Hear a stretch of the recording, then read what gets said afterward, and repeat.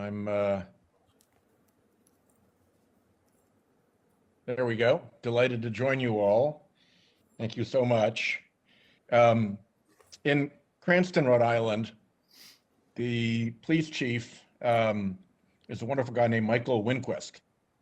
And Michael tells me that untraceable firearms, referred to as ghost guns, have become the weapon of choice for individuals involved in drug dealing and other criminal activity.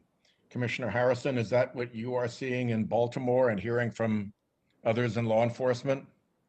Yes, sir, it is. Not just used by drug traffickers and people on the street selling drugs, but they are by many people just carrying them on the streets of Baltimore, transporting them in vehicles, and we are seeing them being used in non-fatal shootings and homicides. Perpetrators are sometimes leaving them at the scene. Sometimes some of our victims are in possession of some of them, but we are seeing an exponential increase year to year, starting in 2019 through 2020, now in 2021, of people choosing the polymer handguns or the privately owned made or ghost guns as the weapon of choice. More and more of these are being seen and confiscated. While we're still confiscating regular and traditional firearms, this number is exponentially increasing really fast.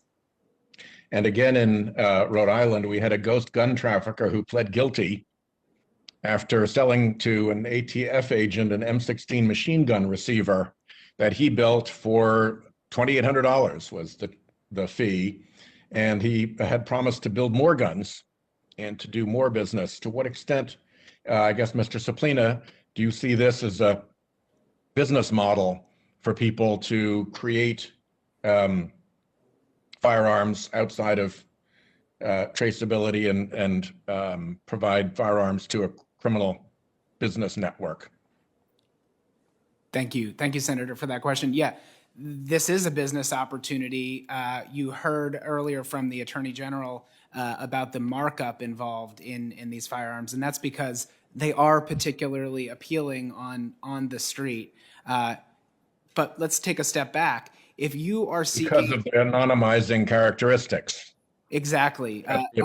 Because they're unserialized, because there's no history associated with them. When you acquire a gun illegally through an underground network, you don't know where that gun has been or what crimes are associated with that gun through ballistics or otherwise. But can I explore that with you just a minute? Sure. With you and I guess Attorney General Shapiro as well. I served in law enforcement as our state's Attorney General. We had full criminal jurisdiction in Rhode Island, like Delaware and Alaska. I was the U.S. Attorney. I've done some work in this space.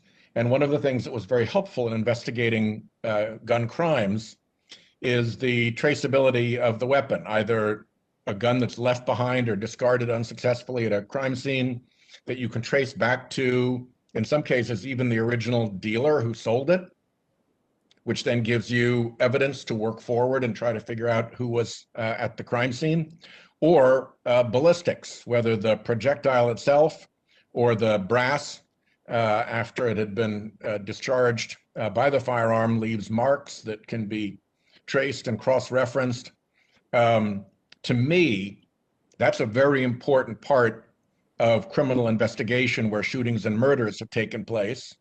And to me, the families of people who've been killed are really owed that law enforcement use all these tools at its disposal to understand as clearly as possible who's behind these types of shooting crimes. How do ghost guns figure into that regime of evidence collection, analysis, review, and traceability that helps get to the bottom of fatal crimes? Well, Senator, they don't fit into it.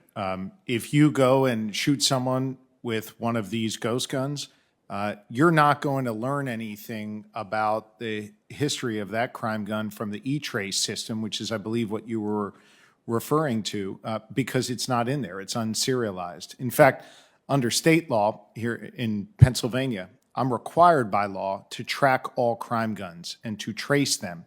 And indeed, we are unable to do that with ghost guns because they are unserialized. That's the issue, that we are not able to do that traditional law enforcement work that you did during your time as Attorney General, that General Nerone. And just to be clear, you do that in order to solve crimes and help victims, not to create some kind of weird national registry or database, right? Of course, we've had serial numbers on guns for quite some time. We don't have a registry. I'm not advocating for a registry. What I'm advocating for is crime victims. I'm advocating for safer communities. I'm advocating for keeping guns out of the hands of criminals. And to simply require a background check and the serialization of these guns will go a long way to doing that. Thanks, Attorney General. And Chairman,